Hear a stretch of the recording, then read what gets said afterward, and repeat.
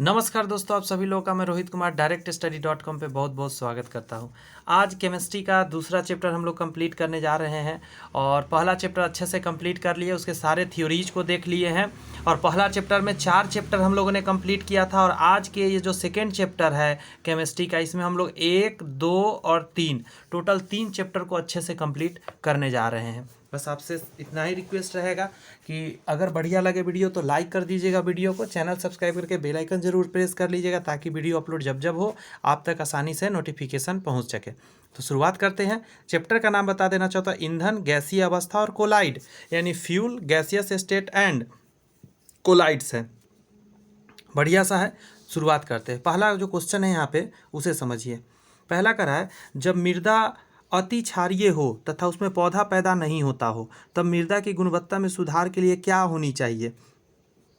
तो कार्बनिक पदार्थ मिलाना चाहिए। जब आप कार्बनिक पदार्थ मिलाएंगे ना तो क्या हो जाएगा, सही हो जाएगा। तो सी आंसर हो जाएगा इसका। 2 नंबर क्वेश्चन है, निम्नलिखित में से किसकी ऑक्टेन संख्या 0 है?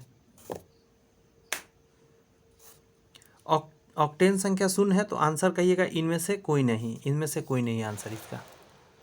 आगे आइए, थोड़ा जूम करूँ क्या? एक सेकंड, थोड़ा जूम कर दे रहे हैं। अब ज़्यादा क्लियर आपको दिखेगा। कह रहा है, मुख्य सेल के बारे में निम्नलिखित में से कौन सा कथन सही है? तो आंसर हो जाएगा पारा सेल प्राथमिक सेल का एक उदाहरण है, यही आंसर हो जाएगा। नेक्स्ट है, रासायनिक अभिक्रिया में उत्प्रेरक निम्नलिखित में से किसमें परिवर्तित करता है? तो आंसर होगा सक्रियण ऊर्जा में परिवर्तित करता है। ठीक है, क्लियर है? ये सब 9-10 में पूछा हुआ क्वेश्चन है। निम्नलिखित में से कौन सा आयामी तर्कों पर आधारित गतिज ऊर्जा का सही सूत्र बोल रहा है? काइनेटिक एनर्जी का हाफ mv² होता है, यानी बी नंबर आंसर आपका हो जाएगा। नेक्स्ट क्वेश्चन है कि एक गैस केवल दाब पर द्रवित की जा सकती है यदि इसका ताप 1 से ज़्यादा, आंसर हो जाएगा डी डालना होगा। 1 से अधिक आंसर हो जाएगा। क्रांतिक ताप से अधिक हो, क्रांतिक ताप से कम हो, क्रांतिक ताप के बराबर हो। ठीक है, इसमें 1 से ज़्यादा आंसर हो जाएगा। आगे कह रहा है कि निम्नलिखित में से कौन सा समीकरण ब्रैग नियम को प्रदर्शित करता है? तो देख लीजिए इसको, n लेमडा बराबर होता है 2d साइन थीटा। निम्नलिखित में से कौन सा कथन सही नहीं है? निगेटिव आपसे पूछ रहा है तो आंसर हो जाएगा प्रोटॉन एक लुईस क्षार है, ये गलत है। यही आंसर हो जाएगा, इसलिए क्योंकि हाइड्रोक्सिल आयन एक लुईस क्षार है तो ये सही है। BCl3 लुईस अम्ल के रूप में कार्य करता है, ये भी सही है, लेकिन ये प्रोटॉन एक लुईस क्षार है, ये गलत है। तो इसीलिए यही आंसर था। क्वेश्चन में पूछा भी था, गलत वाला बताइए। अगला देखिए, क्वेश्चन नंबर जो 9 है वो कह रहा है पानी के वाष्पीकरण में एंट्रोपी, तो आंसर क्या हो जाएगा, बढ़ जाती है। सही कथन चुनना है, तो बी नंबर इसका सही है। कह रहा है मिथाइल ऑरेंज का अम्लीय क्षेत्र में लाल रंग और क्षारीय क्षेत्र में पीला रंग देता है। मिथाइल ऑरेंज के बारे में ये बात सही है कि अम्ल में जाने पर लाल रंग देता है मिथाइल ऑरेंज, और अगर क्षार में डालिएगा तो पीला रंग देता है। देखिए 9-10 में पूछा हुआ क्वेश्चन है, आसान क्वेश्चन है, सब चीज़ पता होनी चाहिए। निम्नलिखित में से किसका क्वथनांक सबसे कम है? तो आंसर क्या डालिएगा, H2S का। ऑप्शन के हिसाब से H2S का सबसे कम है। कह रहा है किसी ईंधन की दक्षता डैश के संदर्भ में व्यक्त की जाती है, तो आंसर क्या हो जाएगा, उसके कैलोरी मान के आधार पर। ठीक है, किसी ईंधन की दक्षता कितना पावरफुल है, वो कितना कैलोरी एनर्जी देगा, उसी पर ना बताइएगा उसका जो पावर है। दक्षता मतलब पावर, शक्ति कितना ज़्यादा स्ट्रांग है। सौर ऊर्जा को विद्युत ऊर्जा में किसके द्वारा परिवर्तित किया जाता है? सौर ऊर्जा है उसको विद्युत ऊर्जा में बदलना है। शुष्क सेल, वोल्टाइक सेल या वोल्टाइक सेल? तो आंसर क्या दीजिएगा, फोटोवोल्टाइक सेल। फोटो शब्द से समझ जाइएगा प्रकाश। निम्नलिखित प्रकार के ऊष्मा इंजनों में से किसमें कार्बोरेटर का प्रयोग किया जाता है? कार्बोरेटर वाला पूछ रहा है, आंसर हो जाएगा पेट्रोल इंजन में कार्बोरेटर लगाया जाता है, जितने भी कार वगैरह होते हैं, मोटरसाइकिल। निम्नलिखित में से कौन सा अच्छा नाभिकीय ईंधन है? तो 15 का आंसर क्या दीजिएगा, यूरेनियम 235। इससे बढ़िया ऑप्शन में क्या ही हो सकता है। गैसों की द्रवित किया जा सकता है, गैस को आपको द्रव में बदलना है तो आपको टेम्परेचर कम करना होगा, ताप को निम्न करना होगा, निम्न ताप उच्च दाब करना होगा। ऑप्शन पहला ही आंसर हो जाएगा। प्रेशर ज़्यादा करिए लेकिन गर्मी को कम करना होगा। ये सब प्रीवियस ईयर क्वेश्चन आप प्रैक्टिस कर रहे हैं। 2 और क्वेश्चन है, इसको कर लेंगे, फिर मॉडल क्वेश्चन करेंगे।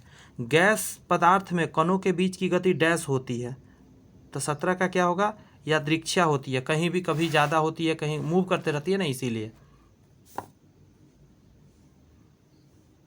एक सेकंड दीजिएगा मुझे ज़रा।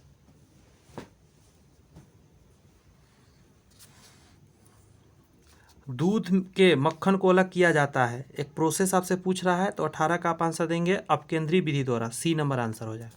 अब आइए मॉडल क्वेश्चंस को करते हैं इसी चैप्टर के। पहला कर रहा है निम्नलिखित ग्राफ प्रदर्शित कर रहा है, ये जो ग्राफ देख रहे हैं इधर वेलोसिटी है, इधर टेम्परेचर है, डिग्री सेल्सियस में है, तो आंसर हो जाएगा ये चार्ल्स नियम को बता रहा है। एसटीपी पर गैस का संपीड़ितता गुणांक इकाई से कम है, अतः इसका आंसर हो जाएगा Vm जो है वो कम है 22.4 लीटर से। क्वेश्चन नंबर 3 कह रहा है वह संबंध जो ताप के साथ वाष्प दाब की विविधता का वर्णन करता है वो क्या कहलाता है, तो 3 का आंसर आप क्या कहेंगे, क्लाउसियस फ्लेपरॉन समीकरण।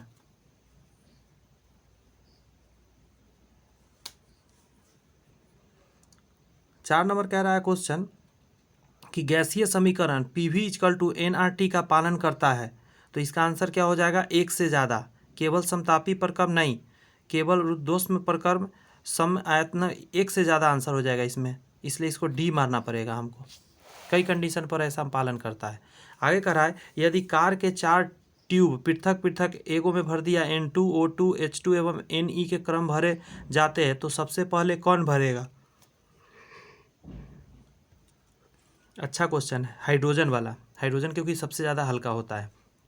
यदि गैस का दाब P तथा घनत्व रो है, तब P तथा रो परस्पर कैसे संबंध होंगे। एक संबंध इसका होता है, ये दोनों प्रोपोर्शनल होता है एक दूसरे के। 7 नंबर क्वेश्चन इसी तरह कह रहा है कि गैस के n मोलों के लिए वंडरवॉल समीकरण पहला ही है, P + n²A/v² V - Nv = nRT, पहला ही है, फार्मूला याद रखिएगा। 8 नंबर का रहा है वंडरवाल वास्तविक गैस किन परिस्थितियों में आदर्श गैस का व्यवहार करने लग जाती है, तो ये आंसर हो जाएगा उच्च ताप होना चाहिए और निम्न दाब होना चाहिए।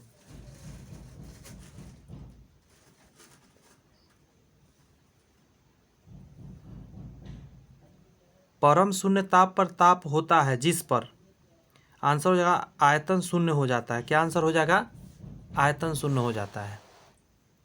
नेक्स्ट कर रहा है शिमला में रहने वाले एक व्यक्ति ने अवलोकन किया कि बिना प्रेशर कुकर का प्रयोग किए भोजन पकाने में अधिक समय लगता है। इस अवलोकन का कारण यह है कि ऊंचाई वाले स्थान पर दाब घट जाता है, दाब कम होने की वजह से ऐसा होता है, खाना नहीं बन पाता है। वर्षा की बूंदों का गोलीय आकार समझने के लिए जल के निम्नलिखित में से किस गुण का उपयोग किया जाता है, तो इसको पृष्ठ तनाव बोलते हैं। पृष्ठ तनाव के कारण क्या होता है ना, खिंचाव होने से वो क्या हो जाता है, गोल रूप ले लेता है। पृष्ठ तनाव के कारण ही क्या होता है, मच्छर वगैरह पानी के ऊपर बैठ पाता है। स्थिर दाब पर एक गैस के लिए आयतन V तथा ताप T के मध्य खींचा गया आरेख मूल बिंदु से होकर जाने वाले सीधे रेखा होती है। दाब के विभिन्न मानों को आरेख संलग्न चित्र में दिखाया गया। इन गैस के लिए निम्नलिखित में से दाब का कौन सा क्रम सही है, ये जो दे रहा है आप इससे पता करना है आपको। तो 12 का आंसर C सही हो जाएगा। P1 से बड़ा P2, P2 से बड़ा P3 और P4, जैसे जैसे ऐसे आ रहा है बड़ा होता जाएगा।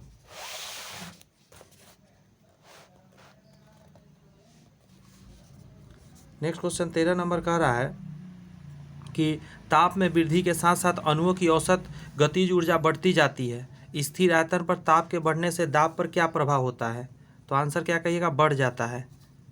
समझ रहे हैं, ताप के बढ़ने से दाब भी बढ़ जाता है। एक गैस द्रवित होती है, तो आंसर क्या कहिएगा, क्रांतिक ताप से नीचे। एक गैस जो द्रवित होती है क्रांतिक ताप से नीचे। बॉयल के नियम का समीकरण क्या है, तो पहला ही है इसका dP/P = -dV/V होता है बॉयल के नियम के तहत। 16 नंबर कहता है ताप बढ़ने पर गैस के आणविक वेगों के वितरण पर प्रभाव के संबंध में निम्नलिखित में से कौन सा कथन सत्य है, तो 16 का आंसर कहिएगा B, उच्चतम प्रायिक वेग युक्त अणुओं का प्रभाव बढ़ जाता है। यदि हीलियम को निर्वात में प्रसारित कराया जाए तब यह ऊष्मा निर्मुक्त करती है, क्योंकि 17 का आंसर क्या कहिएगा, हीलियम का क्रांतिक ताप अत्यंत निम्न होता है यही कारण से। कह रहा है एक ऊष्माक्षेपी अभिक्रिया उत्क्रमणीय के लिए उसका धनात्मक मान कितना होना चाहिए। तो आंसर क्या कहिएगा, गिब्स मुक्त ऊर्जा के बराबर। अभिक्रियाएं जिनका मानक ऊर्जा परिवर्तन हमेशा शून्य से कम होता है का सम्यक स्थिरांक हमेशा होता है। तो आंसर क्या कहिएगा, 19 का इकाई से अधिक होता है। निम्नलिखित स्पीसीज में कौन लुईस क्षारक के समान कार्य करता है। अच्छा क्वेश्चन है, आंसर हो जाएगा OH-। एक मृदु पेय के नमूने में हाइड्रोजन आयन की सांद्रता 3.8 × 10⁻³ मोल है, उसकी pH परिकलित कीजिए। 21 का आंसर हो जाएगा 2.42। ये इतना बड़ा एक यौगिक है में क्रोमियम की ऑक्सीकरण संख्या कितनी है। तो 22 का कहिएगा C, 0 है क्रोमियम का ऑक्सीकरण संख्या। Fe3O4 में आयरन की ऑक्सीकरण संख्या कितनी है। तो 23 का आप कहेंगे D, 1 से ज़्यादा है इसमें इसीलिए। निम्नलिखित में कौन सा अपचायक नहीं है, अपचायक पूछ रहा है। 24 का आप क्या जवाब देंगे, C नंबर CO2 अपचायक नहीं है। निम्नलिखित में से कौन सा एक रेडॉक्स अभिक्रिया है। रेडॉक्स अभिक्रिया जहाँ ऑक्सीडेशन या रिडक्शन दोनों हो रहा होता है। तो 25 का C कहिएगा, यह एक रेडॉक्स अभिक्रिया हो रहा है।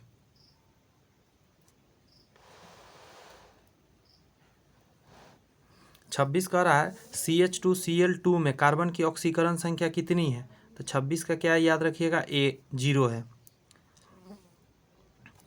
एक रिएक्शन दिया गया है का ऑक्सीकृत उत्पाद उपयुक्त अभिक्रिया X नहीं हो सकता है। मतलब यहाँ जो X है वो क्या नहीं हो सकता है सो पूछ रहा है। तो 27 का C, ये कभी नहीं हो सकता, ये दोनों संभव है। कह रहा है गैस A गैस B से 100 गुना भारी है। अगर B की विसरण गति 50 मिली प्रति मिनट, निमट लिख दिया, मिनट है तो यहाँ मिनट होता, तो A की विसरण गति होगी, आंसर हो जाएगा 5 मिली प्रति मिनट। एक गैस सिलेंडर में 760 mm दाब पर एक गैसीय मिश्रण में 60% नाइट्रोजन, 25% कार्बन डाइऑक्साइड तथा शेष ऑक्सीजन भरी है। ऑक्सीजन की आंशिक दाब कितना है। तो 29 का आप जवाब देंगे पहला 114 mm। अणुओं की संख्या सर्वाधिक है, तो 30 का जवाब क्या दीजिएगा, STP पर 20 लीटर H2 गैस में। आय कह रहा है कि 4 ग्राम भारी हाइड्रोजन 100 सेकेंड में विसरित होती है, लगभग कितने ग्राम हाइड्रोजन उतने ही समय में समान परिस्थितियां में विसरित होगी। तो 31 का आंसर कहेंगे B, 2.8 ग्राम। सॉल्यूशन के लिए PDF आप डाउनलोड कर सकते हैं, PDF में सारे बताए गए हैं। तो PDF के लिए आपको टेलीग्राम ज्वाइन करना है, डिस्क्रिप्शन में लिंक है, वहाँ से टेलीग्राम ज्वाइन कर लीजिए, वहाँ पे मैं अपलोड कर दूँगा। 32 कह रहा है किस नियम के अनुसार समान ताप तथा दाब पर सभी गैसों के समान आयतनों में अणुओं की संख्या समान होगी। तो 32 का आंसर पहला होगा एवोगाद्रो नियम बोलते हैं। ग्रेफाइट में अस्तरित जालक लेयर्ड लैटिसिस होता है तथा इसका परतें जुड़ी रहती है। 33 का हो जाएगा C, वंडरवॉल्स बलों के द्वारा जुड़ा रहता है। कह रहा है किसी गैस को द्रवित यानी लिक्वाफाइड किया जा सकता है। तो बहुत आसान है, 34 का आंसर कहिएगा C, उसके क्रांतिक ताप से कम ताप पर आप कर सकते हैं। कह रहा है जल गैस यानी वाटर गैस किसको बोलते हैं हम लोग। तो इसको बोलते हैं कार्बन मोनोऑक्साइड गैस, और हाइड्रोजन के मिश्रण को बोला जाता है जल गैस के रूप में हम जानते हैं।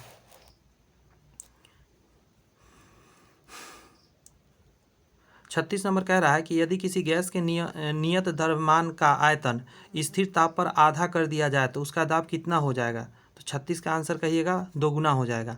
कोल गैस का अवयव नहीं है, कोल गैस में क्या नहीं होता है। तो 37 का आपका नाइट्रोजन उसमें नहीं होता है कोल गैस में।